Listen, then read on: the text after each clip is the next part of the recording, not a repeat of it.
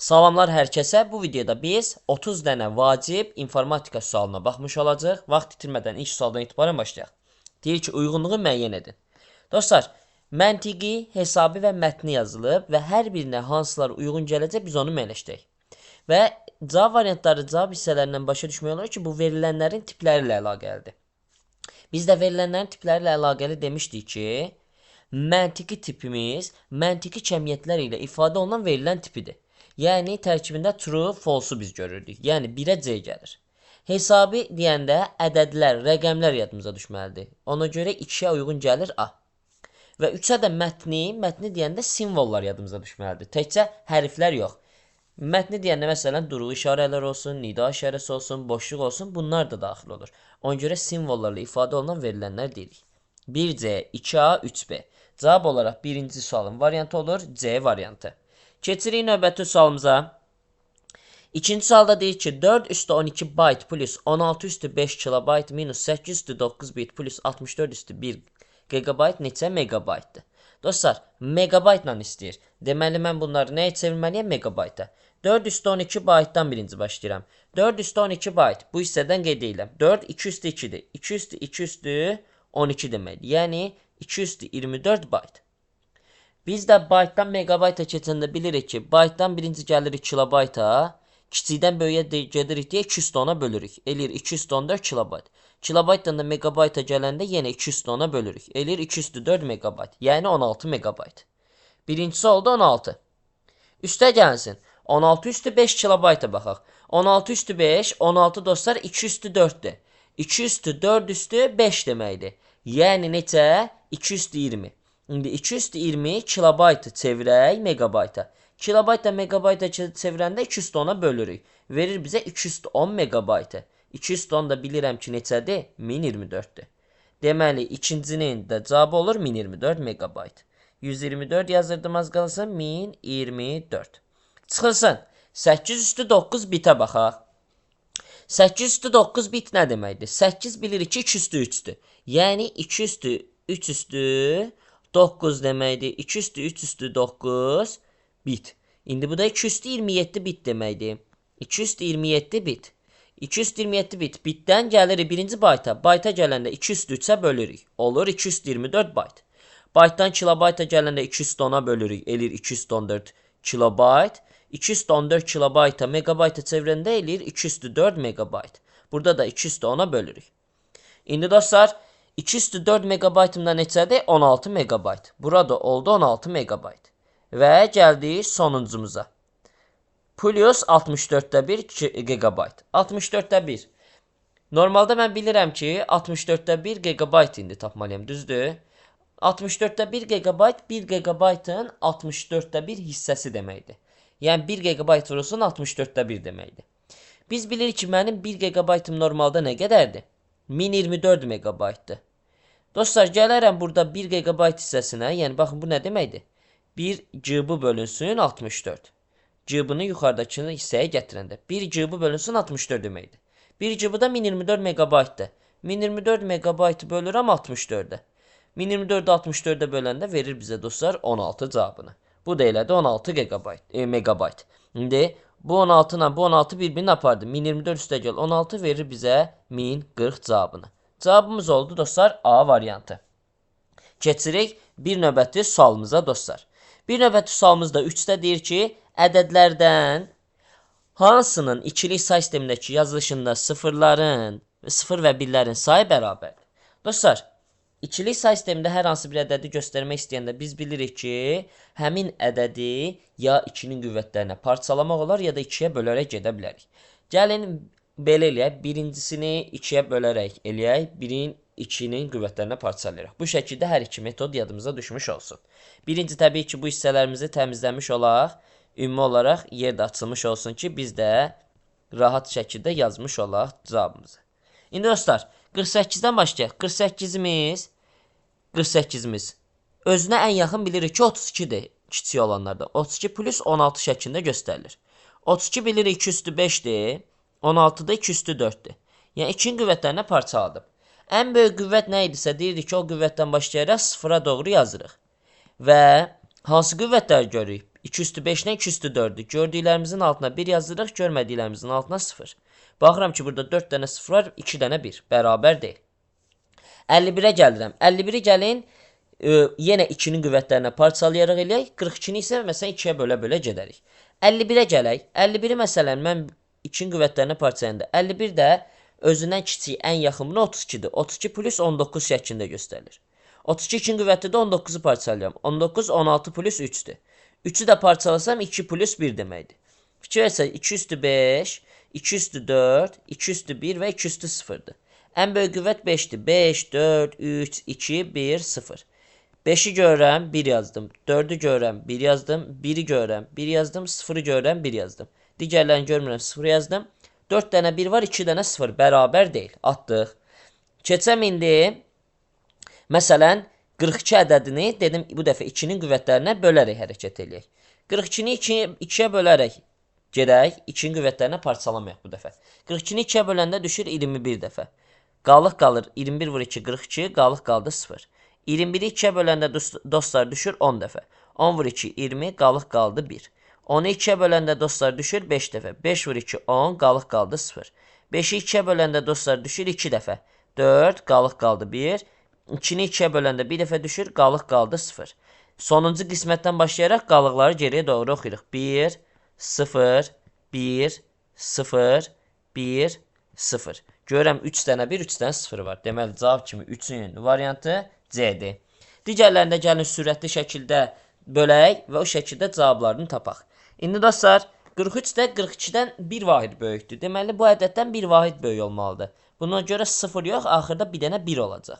Gəlin indi həqiqətən yoxlayaq onu. Rahatda başa düşməyiniz üçün təbii ki.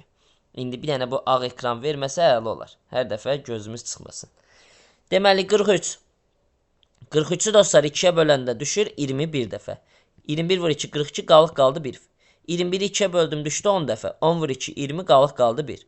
10'u böldüm 2'yə düşdü 5 dəfə. 5'i 2'yə böləndə 10 eləyir, qalıq qaldı 0. 5'i 2'yə böləndə 2 dəfə düşür, qalıq qaldı 1. Və 2'ni 2'yə böləndə bir dəfə düşür, qalıq qaldı 0. Yenə başlayanda görürəm ki 1, 0, 1, 0, 1, 1. 4 dənə 1, 2 dənə 0 var. Və sonuncusu 54 ədədimiz qaldı. 54 dostlar, yenə gəlin bu dəfə 2'nin qüvvətlərinə parçalayaq. Növbə artıq ona çatdı. 54'ü 2'nin qüvvətlərinə parçalayanda həmin boşluqdan yazmağa çalışaq. Əgər yaza bilsək. İndi 54'ü 2'nin qüvvətlərinə parçalayaq. 54 bilirik ki 32 plus 22'dir. 22'ni parçalayacağım. 22 dostlar 16 plus 6'dır. 6'ını da parçalasam 6, 4 plus 2'dir. Hamısı 2'nin qüvvətidir. 2 üstü 5 var, 5'in altına 1 yazdım. 2 üstü 4 var, altına 1 yazdım. 2 üstü 2 var, altına 1 yazdım. 2 üstü 1 var, altına 1 yazdım. 2 üstü 0 ilə 2 üstü 3, yəni 8 ilə 1'i görmürəm deyə yazmıram heçlə. Olur 1-1-0, 1-1-0 şəklində. Yenə bərabər deyil. Cavab kimi C-ni götürürük. Keçirik 4'ə. Intel Core i7 nə bilim nə filan filan yazıb, yazılışında altından xətt çəkilmiş hissə nəyi bildirir? Fikir versəz, altından xətt çəkilmiş hissəni diqqətlicə baxanda bizim üçün açar söz bu olacaq. LCD. Biz bilirdik ki LCD nəyin növü idi? Monitorun növü idi. Dostlar, bu monitorun növünü bildirən bir şeydir. Və bunun yanında yazılan hissə isə, dostlar, yəni baxın HP LCD yazıb. HP LCD-dən monitorun növünü müəyyənləşdirirsiniz və yanında 2561-1440-dan isə siz ekranda təsviri təşkil edən nöqtələrin sayını, yəni piksellərin sayını müəyyənləşdirirsiniz. Cavab olaraq ona görə 4-cü sualın variantı D olacaq. Əgər bu hissə olsaydı, indi hər birini fərqli rəngdə göstərim. Bu hissə dostlar bizdə ekran kartı ilə əlaqəli idi. Onda B götürərdik. Bu hissə olsaydı dostlar, prosesor və takt tezliyi ilə əlaqəli hissələr olardı. Bu hissə olsaydı dostlar, RAM ilə əlaqəli olardı. Burada 1 TB olsaydı, o da HDD ilə əlaqəli olardı. Yəni cavab kimi burada D variantını götürürük. Keçirik 5. Kompüteri elektrik enerjisi ilə təmin edir. Elə bu cümlədən yadda saxlamalıyıq ki, bu qida blokudur. Növbəti cümlələrdə zaten bunu təsdiqləyir. Bu qurğunun bir sıra vəzifəsi var. Ötürülən gərgini qəbul edərək dəyişən cərəyanı sabit cərəyana çevirir. Bəli dostlar, biz dedik ki, qida blokumuz bir növ ana kimi bir rol oynayırdı. kompüteri elektrik enerjisindən təmin edirdi. Hər qurğuya nə qədər lazımdırsa o qədər o enerjidən verirdi. Yəni artıq vermirdi, əksik vermirdi. Ona görə cavab kimi bunun variantı olur C. Sonra deyir, gərginlik sistem lövhəsinə və onun elementlərinə paylayır, xarici yaddaş qurğularını gərginliyi ilə təmin edir. Cavab olaraq C variantını götürmüş oluruq. Mikroprosesor kompüterin beyni emal edən, hesab məntiq işləri görən ən əsas qurğumuzdur. CPU dostlar bizim elə mikroprosesordur.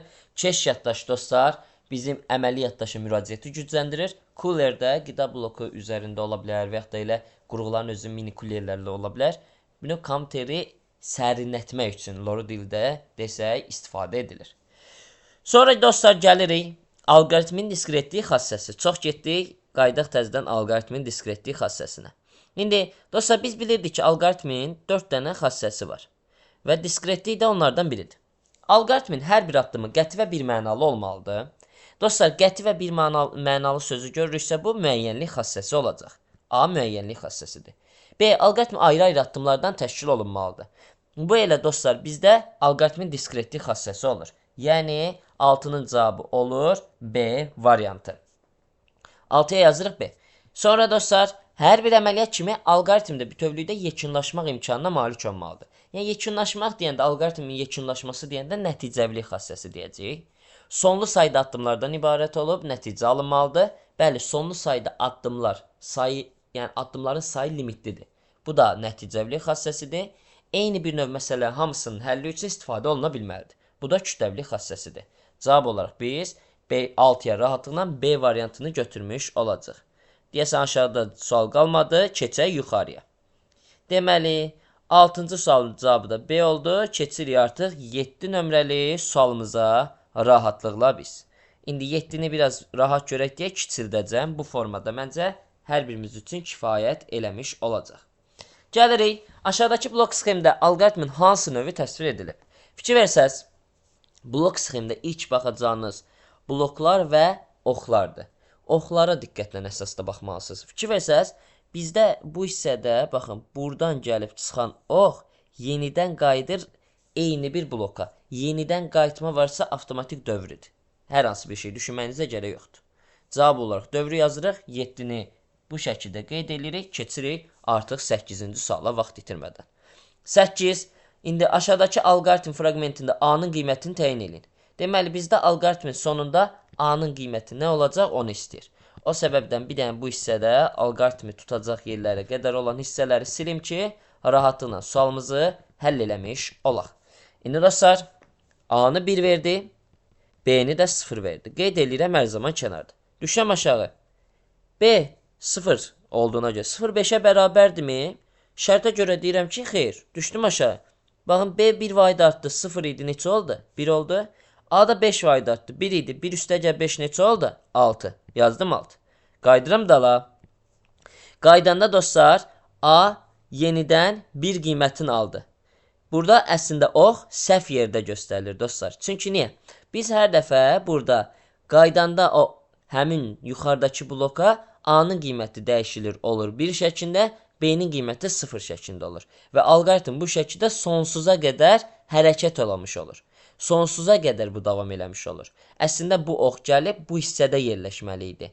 Alqoritmin, yəni bu qismində problem var. Problem olduğuna görə dostlar, biz bu sualın cavabına F variantı kimi sonsuza qədər davam edir yazacaq.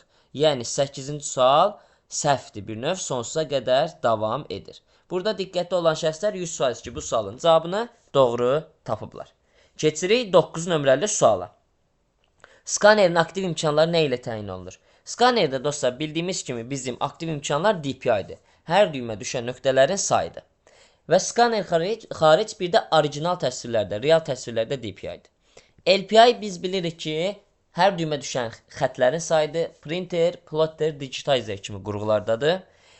Bod dostlar bizdə modemlə əlaqəli anlayışlardır, BPS təmsilinin. Düym isə dostlar monitorun məsələn o diaqonal ölçüsünü hesablamaq üçün istifadə edilən vasitələrdəndir. Ona gəlirik. 206 plus 203 plus 202 plus 201 ədədinin 16 say sisteminə çevirməsindən alınan ədədi tapın. Dostlar, çətin düşünməyin. Götürün bunu hesablayın. Bu onluqda olan bir ədəddir. 64, bu da 8. yazıram. Üstə gəlsin 4. Üstə gəlsin burada 2. 8-dən 2 10 elədi. 14 bu da 64 verdi bizə 78-i. İndi 78-i 16-lıq say sistemində ifadə eləyək. 78-i bölürəm 16-ya. Düşür 4 dəfə. 4 vur 16. 64. Qaldı 14. Görürəm ki 16-dan kiçikdir. Mən bilirəm ki buradakılar rəqəmlərdir. 14 deyə bir rəqəm yoxdur 16-lıq say sistemində. 14-ün qarşılığı kimi E-dən istifadə edirik. Geridən oxuyanda bu olur 4E şəklində. Yəni biz 10-cu sualın cavabına 4E demiş olacaq. Bu şəkildə keçirik dostlar. Növbəti sualımız olan 11 nömrəli suala. Ana platanın üzərindəki sayğac nə üçün istifadə olunur? Dostlar bizim sayğac elə bir növ həmin bu su sayğacları olsun, qaz sayğacları olsun, buna bənzər şəkildə düşünməyə çalışacaqsınız. Daha çox nə üçün istifadə edilir bu sayğac? Sayğac ya oradakı prosesləri və yaxud da hər hansı əməliyyatları saymaq üçün və yaxud da oradakı ümumiyyətlə hər bir şeyi tənzimləməyə fokuslanır. Yəni bir növ prosesin iş sürəti olsun, əməliyyatdan vaxt ardıcılığı olsun, o orada onu tənzimləmiş olur. Həmçinin məsələn su sayğaclarında filan görürsüz, orada bir növ bizim balans filan hər bir şey orada göstərilir, orada qeyd edilir, əlavə olaraq nə qədər sərfiyyat elədiyimiz göstərilir, limit keçəndə artıq bir növ o kilitlənir, orada məlumat istəsimiz bilindiyinə görə artıq su filan gəlmir. Yəni bir növ oradakı prosesləri əslində hər bir şey orada tənzimləmiş oluruq. Sayğac orada o tənzimləmə işlərini görür. O səbəbdən A variantını götürmüş olacaq. Məlumatları daimi yadda saxlamaq üçün dostlar, biz xarici yaddaş qurğularına istifadə edirik. Kompüter enerji sərfiyyatını azaltmaq, dostlar bu səhvdir. Yəni C variantı sayğac buna uyğun cavab deyil. Klaviatura və siçan siqnallarını emal etmək, bu da tamamilə yanlışdır. Monitorun parlaqlığını idarə etmək, bu da tamamilə yanlışdır. Cavab olaraq A variantı prosesin iş sürətini və əməliyyatların vaxt ardıcılığını tənzimləmək üçün istifadə edilir. Və keçək növbəti 12-ci suala. 12-də deməli deyir ki, işləmə prinsiplərinə görə götürə bilsəm inşallah bu scrollu. İşləmə prinsipinə görə hesablama maşınlarının hansı növləri var? Dostlar, indi bizim ümumiyyətlə hesablama maşınları hissəsində bəzi bilinməli olan hissələr var idi ki, onları mütləq şəkildə hər birimiz yaxşıca xatırlamalıyıq. Məsələn, ilk olaraq başlayıq D variantından. DIM standartında bizə lazım olan onsuz da bunlardan 1, 2, 3, 4'tür. Bunlar bizim dostlar element bazasına görə növlərimiz sayılmış olur. Element bazasına görə sayılmış olur. Yəni işləmə prinsipini deyəndə siz həmin bu 1, 2, 3, 4, 5, 6-ya nə badə qaçasınız. Yəni əsasən o barədə danışmışdıq deyə istər-istəməz ağlımızda ilk olaraq onlar qala bilər. Sonra dostlar böyük, super, orta, mini, mikro. Bunlar dostlar bizim qabarıq ölçülərinə görə elektron hesablama maşınları növümüzdür. Yəni ölçü sözü görəndə siz bu cavabları götürəcəksiniz. Mütləq şəkildə. Üçüncü olaraq A variantında yazıb universal problem yönümlü ixtisaslaşdırmış. Buna yazacağım təyinatına görə dostlar növləri sayılmış olur. Təyinatına görə. Yəni universal bir növ müxtəlif məsələlərin həlli üçün nəzərdə tutulan riyazi iqtisadi proseslər ola bilər, onlar üçündür. Problem yönümlü dostlar məhdud sahədə istifadə olunmaq üçün nəzərdə tutulan bir növ EHM növlərindəndir. İxtisaslaşdırmış isə adı üzərində xüsusi məsələlərin həlli üçün nəzərdə tutulmuş bir növ bizim növlərdəndir. Təyinatına görədir. İndi sadə mürəkkəb universalı ümumiyyətlə atmaq lazımdır. Cavab kimi qalır C variantı. Analog, rəqəm, hibrid. Analog AHM, rəqəm, RHM, hibrid, HHM. Biz də əsasən RHM-lərdən istifadə edirik. Onlara da hətta rəqəm tiplilərə elə elektron hesablama maşınları da əsasən demiş olurlar. Cavab kimi C götürəcəyik. Keçirik. 12-ni açdıq. Gəlirik 13 nömrəli say sistemlərindən əlaqəli başqa bir suala. Məktəbdə filan sayda telefon, filan sayda notebook var. Notebookların sayı telefonların sayına nə qədər çoxdur? İkilikdən onluğa sadə çevirmə. İkilikdən onluğa çevirəndə indeksləmə edirdik. 0, 1, 2, 3, 4, 5 yazdıq. 1'i vururam 2 üstü 5'e. Yəni 2 üstü 5 plus. Bu 0'ı boş verdim. Bu 0'ı boş verdim. 1'i vururam 2'nin kvadratına. 2'nin kvadratı plus 1 vurursun 2 üstü 1 və dostlar ən sonda da bir dənə də 2 üstü 0 var. 32 4, 2 və 1. Toplayanda verir bizə 39 cavabını. Bu oldu nələrin sayı? Telefon. Buraya yazdım T. Gəlirəm notebook'a. 0, 1, 2, 3, 4, 5. Görürəm ki 2 üstü 5 üstə gəlinsin. İndi 2 üstü 5 üstə gəlsin. Bu 1'ə görə vuranda 1 vur 2 üstü 4. 2 üstü 4 plus 1 vurursun 2 üstü 3 plus 0'ı boş verdim buranı. 1 vurursun 2 üstü 1 plus bu 0'ı da boş verdik. 32 plus 16 plus 8 plus 2. 32 ilə 8 40. Bu da 16 eləyir. 56 bu da 2 58 cavabı. İndi 58 dənə də notebook var. Notebookların sayı deyir nə qədər çoxdur. 58-dən 39 çıxanda verəcək bizə 19 cavabını. Deməli 13 nömrəli sualın cavabı oldu B. Gəlirəm 14-ə. 206 minus 1 ədədi yaddaşda nə qədər yer tutur? Cavabınızı bitlə ifadə edin. Dostlar, bu sualda yəni durub düstur filan axtarmağa çalışmayın.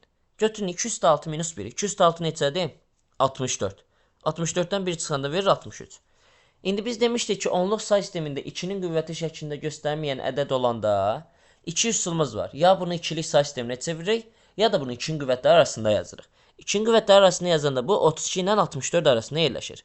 Bunu aşıb deyə biz 64-ə fokuslanırıq. 64 də 2 üstü neçədir? 6-dır. Bunun qüvvəti dostlar, bunun qüvvəti olur bunun ümumi yaddaşı.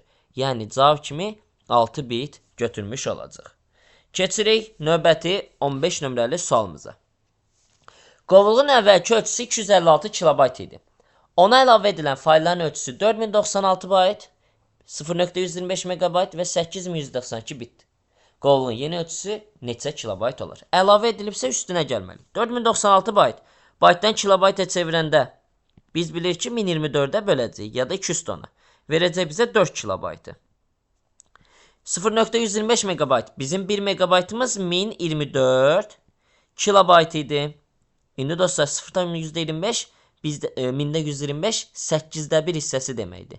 Və yaxud da 1024-ü götürəcəksiniz, vuracaqsınız həmin 0.1000-də 125-ə. Və yaxud da 1024-ü vuracaqsınız 8-də 1-ə. Bu 8-də 1 deməkdir. 1024 ilə 8 bölündü bir-birinə, qaldı 128 cavabı.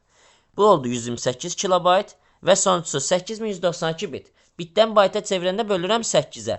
Eləyir 1024 bayt. 1024 bayt da bilirəm ki 1 kilobaytdır. İndi 256 plus 4 260, 261 bu da 128 verəcək bizə 389 kilobaytı. 15-ci sualın cavabı oldu B. Gəlirəm 16-ya. Artma sırası ilə düzün. Artma deyirsə kiçikdən böyüyə düzməliyəm. Kiçikdən böyüyə düzək. 4 kilobayt, 64 bit, 1024 bayt və 1 terabayt yazıb. Dostlar, 1 terabaytın onsuz da bunlara nisbətən çox böyük olduğunu görmək olur. O səbəbdən elə 4-ün axırda olacağını görürsünüz. Bir variant xaric hamısı 4. 4-də axırdadır. Ən böyükdür deyə. İndi dostlar, hamısını baytla ifadə etmək daha yaxşıdır. 4 kilobaytım mənim 1024-ə vuranda verəcək mənə 4096 baytı. Deməli, birinci 4096 bayt. 64 biti də bayta çevirəndə bölürəm 8-ə edir 8 bayt. Görürəm ki, ən kiçik 8 bayt 3-dür. 3-dən sonra gəlir 2024 bayt, sonra da 1 gəlir 4096 bayt. 3, 2, 1, 4, cavab 16-da A variantı oldu. Keçirik 17 nömrəli suala. İnşallah, bir bitlə yaddaşda nəyi təsvir etmək olar? Qəşəng bir sualdır. Bir bitimiz bizim nədir? Yadınızdasa deyirdik ki, registr yaddaşımızda hər bir şey belə mərtəbələrin içində göstərilirdi və hər mərtəbədə biz ya 0 və yaxud da 1 ədədini yazırdıq. Və bunların hərəsi də 1 bit idi. Dostlar, 1 bitlə, yəni 1 bit bir dənə rəqəm deməkdir. Ya bilirik ki, kompüterdə də hər şey bitlərlə, baytlarla ifadə olunur. Hər bitdə bir dənə ya ikilik say sistemindəki ədəd olan 0, ya da ki, ikilik say sistemində olan 1 yazılmış olur. Ona görə 1 bitlə D variantını 17-ci sualın cavabını müəyyənləşdirmiş oluruq. Keçirik həmin bu 18 nömrəli sualımıza. Aha. Göstərilən cütlüklərin hansısa kompüterin əsas xarakteristikalarına aid deyil. Bizim kompüterin 7 dənə xarakteristikası var idi, elə baxa-baxa gedəcək. Hesablama dəqiqliyi vardı, mərtəbəli ilə əlaqəli idi hətta prosesorda. Ona görə A variantı doğrudur, yəni aiddir. Aid deyilləri istəyir deyə bizə yanlışlar lazımdır. Yaddaşdırma vacibdir. Hətta siz gedəndə ilk olaraq yaddaşına baxırsınız hər bir zaman kompüterin ki, yaxşı olsun, daha çox məlumat tuta bilsin. RAM da yaxşı olsun ki, daha çox paralel şəkildə və yaxud da ağır proqramları istifadə edə bilək. Kompüterin işləmə sürəti ən vaciblərdən biridir. Tak tezliyi ilə əsasən əlaqəlidir. Kompüterin belə daha qəşəng şəkildə, sürətli formada işləməsi üçün. İş etibarlılığı da bizim üçün önəmli idi. Deyirdi ki, yəni həqiqətən bizə verilən kompüter o qurğuları olsun, tərkibi hissələri olsun, dedikləri vaxta qədər həqiqətən normal işləyirmi ya yox? Yəni A deyil, B deyil. Proqramlaşdırma imkanları, işçi gərginliyi. Dostlar, işçi gərginliyi prosesorla əlaqəlidir. Kompüterin xarakteristikası deyil. Proqramlaşdırma imkanları da artıq sonradan olan şeylərdən. Hətta elə bir kompüterlər var ki, ya da elə evdə adi, özünüzün, demək olar çoxunuzun istifadə elədiyiniz kompüterlər. Siz orada proqramlaşdırma ilə əlaqəli hər hansı bir şey eləmirsiniz. Deməli, vacib deyil. C variantı ona görə doğru cavabımdır. İkisi də aid deyil. Yaddaşdırma vacibdir, məhsuldarlıq olduqca vacibdir. Kompüter həqiqətən görülən işi produktiv, yəni daha necə deyək, həm keyfiyyətli şəkildə mi eləyir, həm də ki, tez bir zamanda mı eləyir. Ümumiyyətlə, əsasən məhsuldarlıq keyfiyyəti ilə əlaqəli olur. Və yenə məhsuldarlıqla əmrlər sistemi də bizdə prosesorda olan əmrlər toplusuna əlaqəli idi. Yəni, cavab kimi Y variantda səhvdir. Bu, qalan variantın hamısında olan bütün o cütlüklərdəki hər bir detal, dostlar, kompüterin xarakteristikalarına aiddir. Amma C-dəkilərin ikisi də aid deyil. Gəlirəm 19 nömrəli suala. Deyir ki, kompüterin nəsillərinə görə uyğunluğunu müəyyən edin. Ən vacib suallardan biri. Dostlar, bizim ikinci, üçüncü və dördüncü nəsil var. Biz variant gedəcəyik. Modul prinsipi. Biz bilirik ki, modul prinsipi üçüncü nəsildə ortaya çıxıb. 2A gəldi. Və modul prinsipi deyəndə ağlımıza nə gəlirdi? Deyirdik ki, əlavə qurğular qoşmaqla kompüterin imkanlarını genişləndirirdi. İlk fərdi kompüter 4-cü nəsildə ortaya çıxdı IBM şirkəti tərəfindən. Xarici yaddaş kimi maqnit lentindən istifadə 2-ci nəsildir.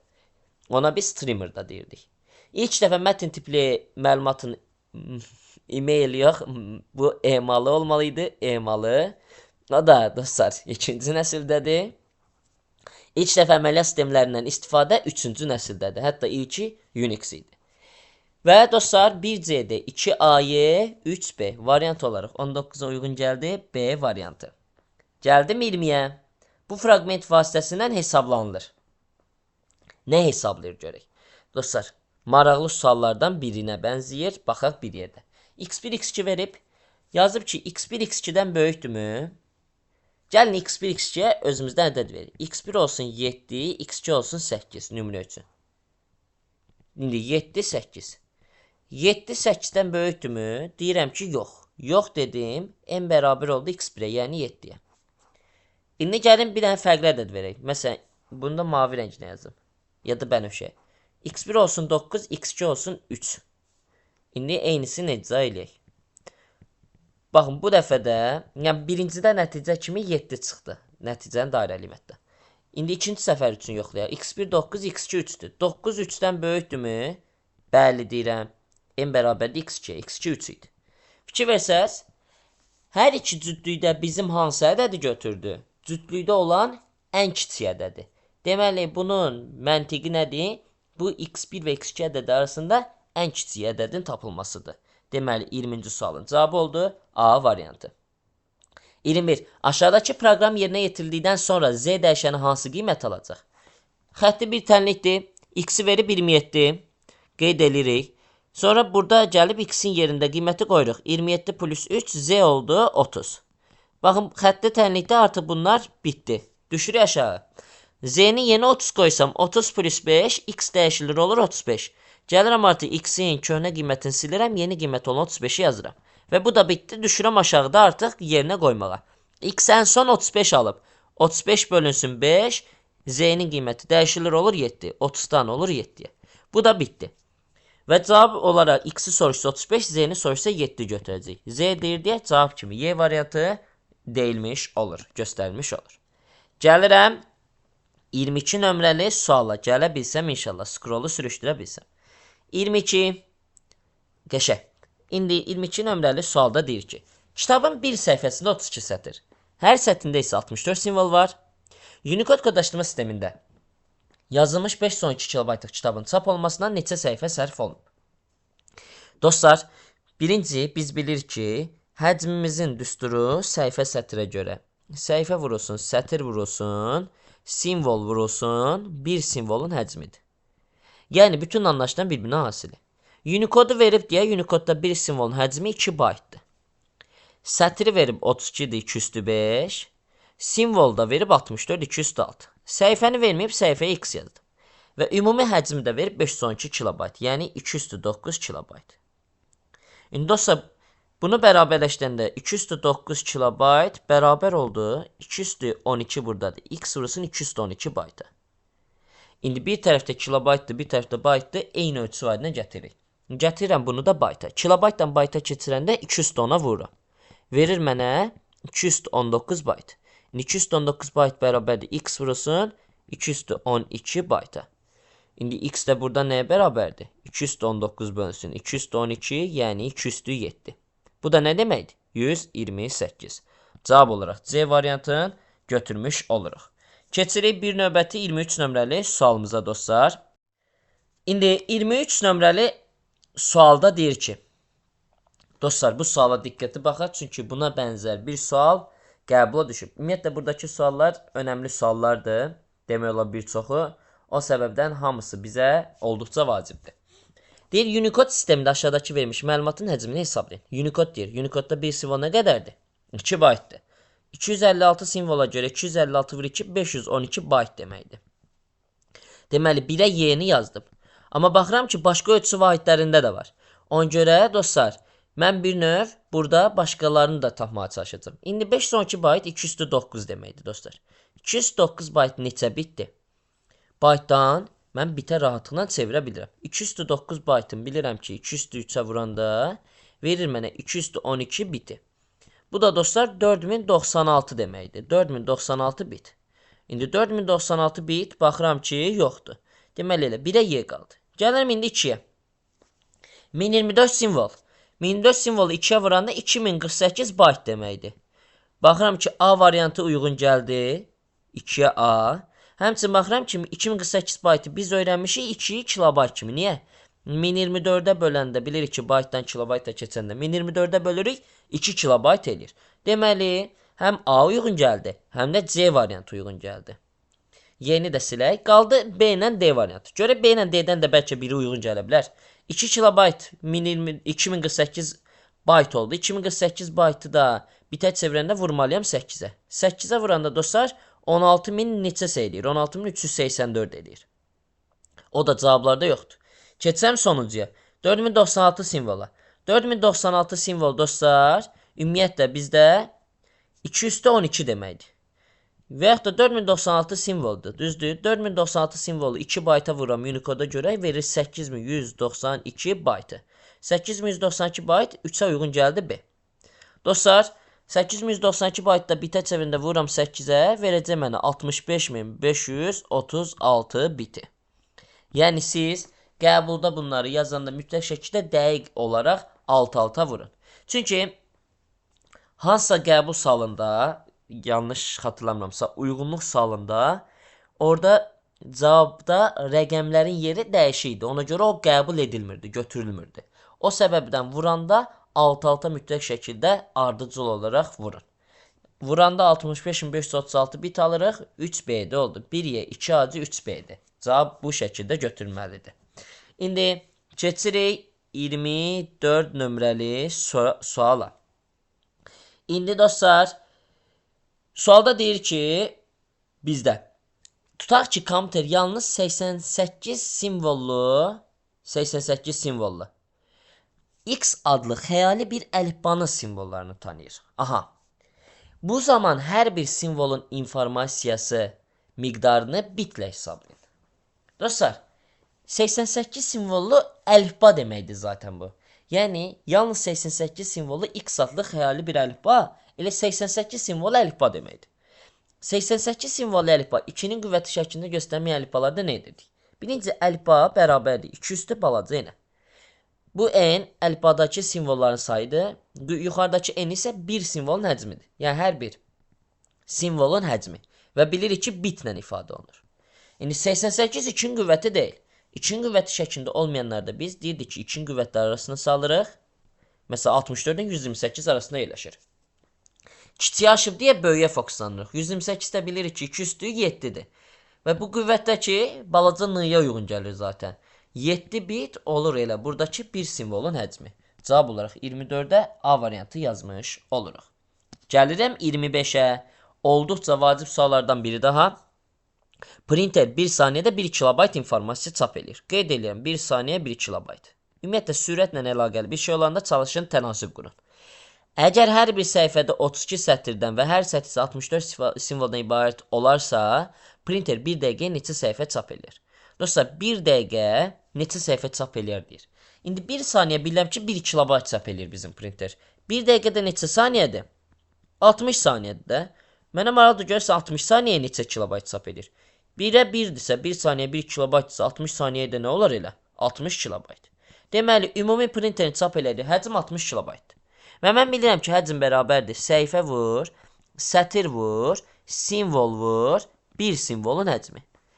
Və fikir versə, burada əlifbadan danışmır. Əlifbadan danışmırsa, biz deyirdik ki, standart olaraq ASCII götürürük. Və ASCII-də bir simvol 1 baytdır. İndi həcmi zaten buradan tapdıq. 60 kilobayt çap eləyəcək. Səhifə sayını bilmirik, onu soruşur. Sətir sayını verib 32 2/5. Simvol sayını verib 64 2/6. Yəni 60 kilobaytınız bərabər oldu x vurulsun 211 bayta. İndi yenə eyni ölçü vaydına gətirək. Gəlin bu dəfə bunu çevirək kilobayta. Baytdan kilobayta keçəndə 210-a bölürük.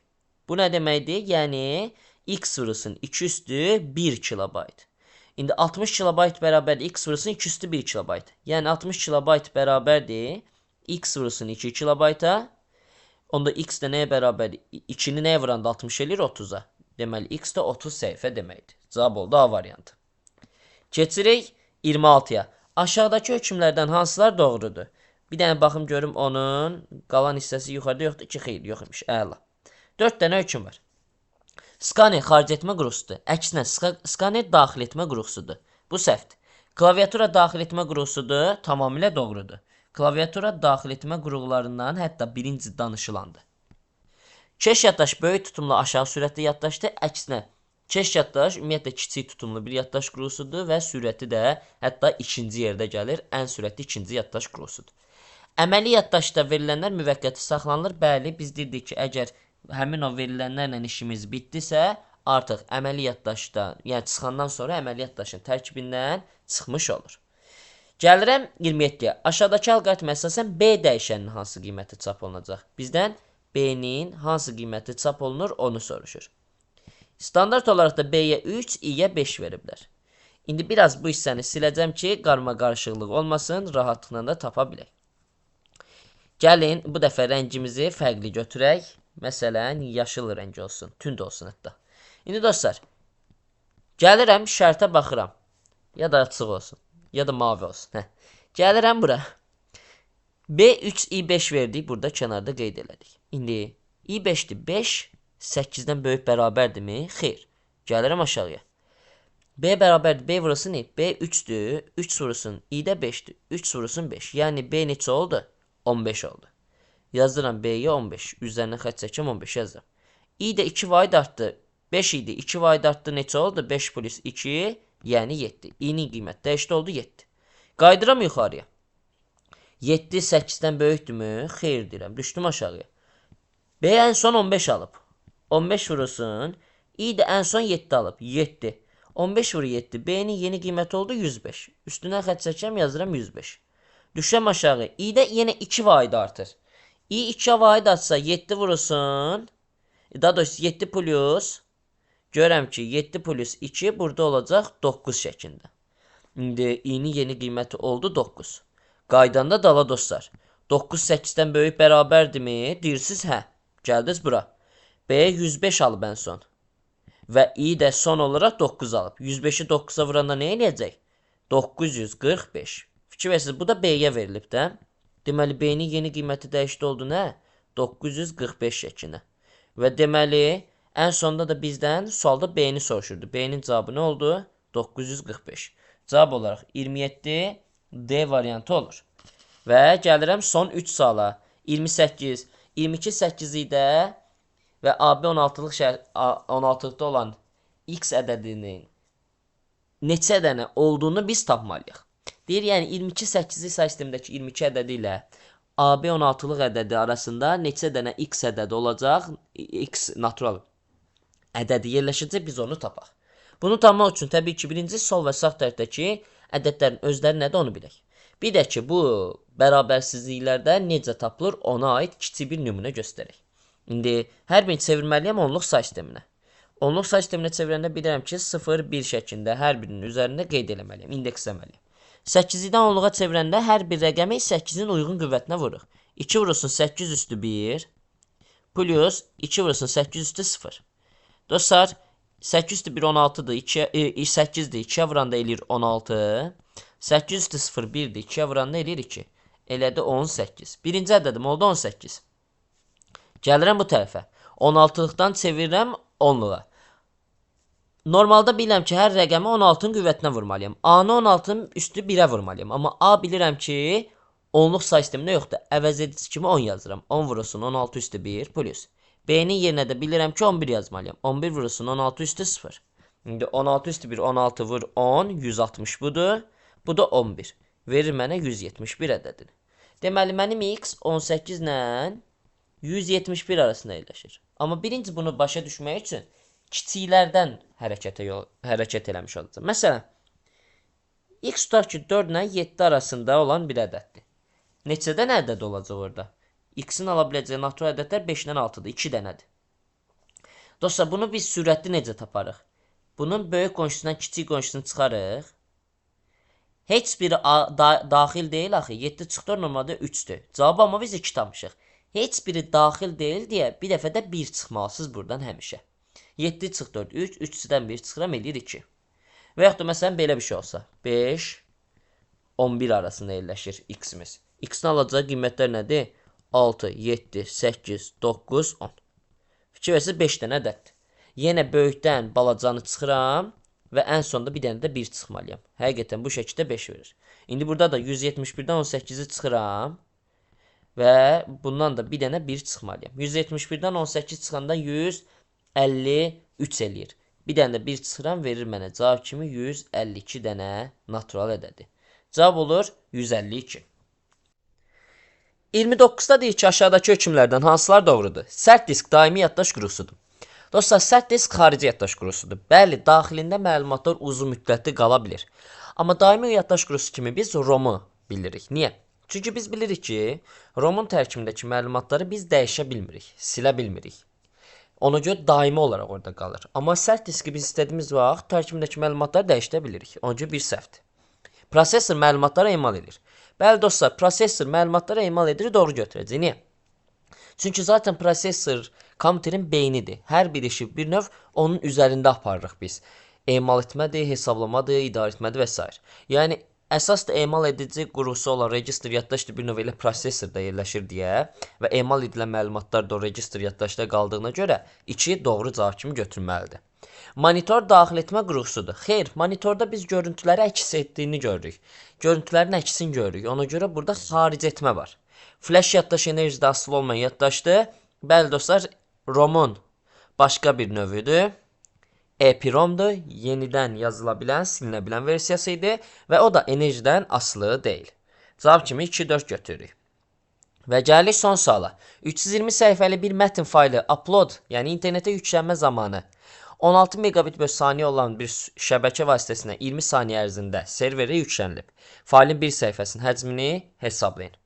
İndi dostlar, 320 səhifəli bir mətndir və müəyyən bir sürətlə 20 saniyə ərzində serverə yüklənib. Biz faylın bir səhifəsinin həcmini tapmalıyıq. Biz birinci bilməliyik ki, 20 saniyə ərzində nə qədər ölçüdə yüklənilib. Görürəm ki, 1 saniyəyə 16 megabit yüklənilib. Qeyd edirəm burada. İndi hətta megabitin megabayta çevirək. Biz bilirik ki, megabitdən megabayta gələndə M hissələri eynidir. Yəni qardaş ölçü vahidləridir. Ona görə bitdən bayta keçirik. Bitdən bayta keçəndə bilirik ki, 8-ə bölməliyik. 8-ə böləndə olur 2 megabayt. Deməli, bu 1 saniyə 2 megabayt ötürür. Bizdə 20 saniyə davam edib bu proses. 20 saniyəyə uyğun gəlirik. 1 saniyə 2 megabayt isə 20 saniyə 20 vur 2, yəni 40 megabayt olacaq. İndi 40 megabayt bir fayldır. 40 megabaytlıq bir fayldır. Və dostlar, 40 megabaytlıq fayl 320 səhifəlik bir fayldır. İndi 40 megabayt 320 səhifəyə uyğun gəlir. Bizə maraqlıdır ki, görəsən bir səhifəyə neçə megabayt uyğun gələcək? Heç nə. 320 səhifəsi 40 megabaytsa bir səhifəsi də 40 bölünsün 320 deməkdir. Yəni 8-də 1 megabayt. İndi bir səhifəyə 8-də 1 megabayt düşdü. Dostlar, amma biz baxırıq ki, cavabda 8-də 1 megabayt yoxdur. Deməli, çevirməliyik kilobayta. Megabaytdan kilobayta çevirəndə 1024-ə vururuq. Vurdum 1024-ə. 1024 bölünsün 8 verdi mənə 128 cavabını. Deməli, 128 kilobayt fayl, yəni daha doğrusu səhifənin biri 128 kilobayta uyğun gəlmiş olur. Cavab kimi 128 yazdıq və bununla da bu 30 suallıq testimizi bitirmiş olduq. Ümid edirəm başqa sual qalmadı və növbəti videolarda görüşmək ümidi ilə Allah amanda. Uğurlar hər birinizə dostlar.